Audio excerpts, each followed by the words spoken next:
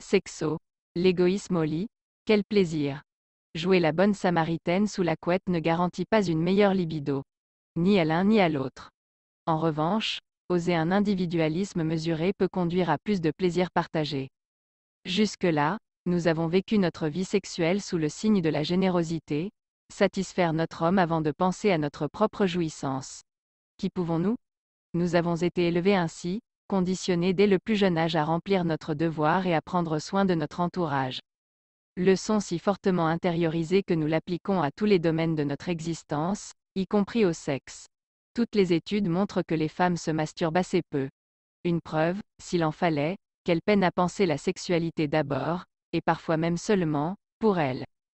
D'ailleurs, pendant l'amour, une femme peut difficilement ne s'intéresser qu'à elle, elle est physiologiquement obligée de s'ouvrir à l'homme pour l'accueillir en elle, constate 3xe, éducateur sexuel. Mais si nous ne sommes pas prédisposés à l'égocentrisme sensuel, nous pouvons tout de même nous y essayer. Pas dans un quelconque esprit de revanche contre la gent masculine, réputée peu altruiste au lit. Mais pour un plus grand plaisir d'essence à partager avec notre homme. Laisse-moi faire chérie.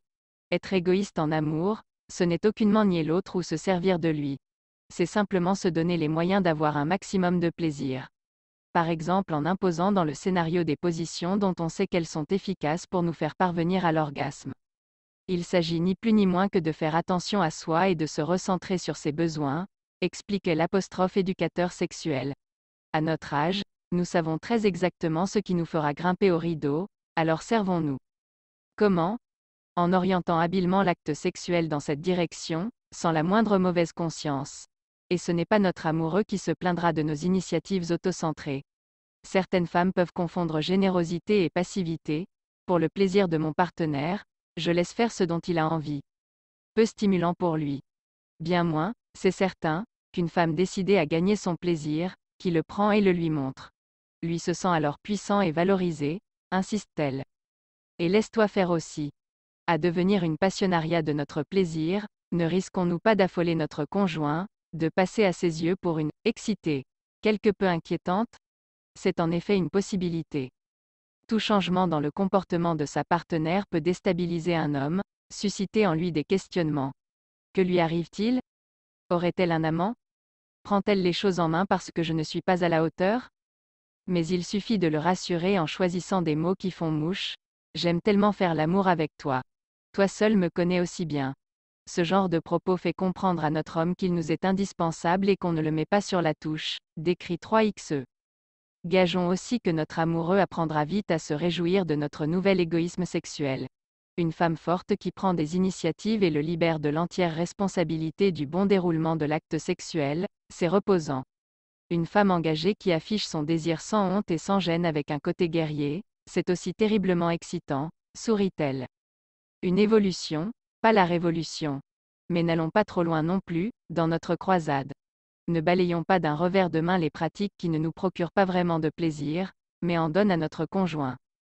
Privé des stimulations qu'il apprécie, et qui lui sont absolument indispensables pour obtenir une érection et la maintenir, un homme risque fort de se révéler décevant pour sa partenaire. À ce moment-là, elle paiera cher les conséquences d'un égoïsme exacerbé et se retrouvera très seule pour faire l'amour, alerte 3xe. Oui mais lui, il se permet d'être totalement égocentré, alors pourquoi pas nous? Accusation de cours de récréation, si on peut se le permettre, et pas forcément avérée. Ce que l'on prend pour de l'égoïsme chez un homme n'est souvent que de la préoccupation et de la concentration.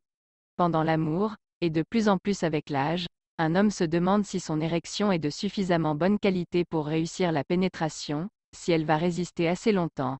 Bref, il est focalisé sur sa fragilité érectile. Sujet de préoccupation que n'a pas la femme, souligne la éducateur sexuel.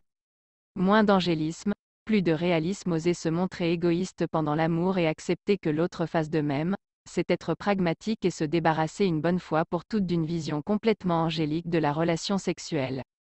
Un acte sexuel réussi consiste en l'addition de deux égoïsmes bien dosés.